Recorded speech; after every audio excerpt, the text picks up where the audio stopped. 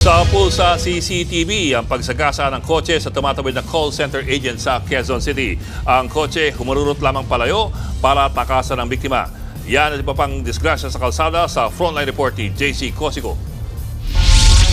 Sa pool sa CCTV ang pagbaba ng FX ng lalaking yan at ang pagtawid niya sa pedestrian lane sa Quirino Highway sa Novaliches, Quezon City. Nang biglang, tumilapon siya ng mabundol ng humaharurot na buting sasakyan. Tumama sa concrete barrier ang biktima, habang ang nakabanggang sasakyan tumakas.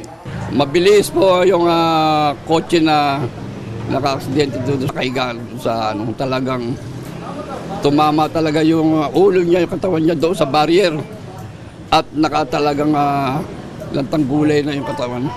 Kinilala ang biktima na si Den Adrian John Viaje, 29 anyos, isang call center agent. Sinubukan pa siyang dalhin sa ospital pero binawian din ng buhay. Labis ang hinagpis ng ina ni Viaje. May anak siyang dalawa. Baby pa, kapapanganak pa ng asawa sa Quezon. Sabi niya walang iwanan eh. Pinatilapon yung anak ko. Pinaghahanap pa rin ang nakabanggang driver. Kuha rin sa CCTV sa C. Raimundo Avenue sa Pasig ang pagtawid ng isang babaeng senior citizen habang nakatigil ang mga sasakyan. Nang matapat na siya sa isang truck, biglang umabante ang truck at nasagasaan ang biktima. Dead on the spot ang 62 anyos na biktimang isang guro. Base sa investigasyon, tumawid ang ginang para sana magpa-check up sa katapat na ospital. Kapansin-pansin namang walang tawiran sa pinangyarihan na aksidente. Pero ayon sa Pasig Police, ito lang daw ang intersection sa lungsod na walang pedestrian lane.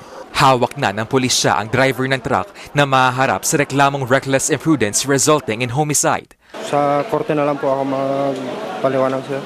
Humingi po ako ng tawad sa kanila at sa nadisgrasya ko po. Pero hindi ko naman po sinasadya. Nakaburol na ang biktima habang tumanggi ng magbigay ng pahayag ang kanyang pamilya. Nagbabalita mula sa Frontline, JC Cosico, News 5. Mga kapatid, Ed Lingaw po, maging maalam at may pakialam sa mga napapanahong balita sa ating bansa. Para sa mas malalimang pagtalakay at paghimay sa mga issue at headlines, tumutok lamang at pag-subscribe sa social media pages ng News 5.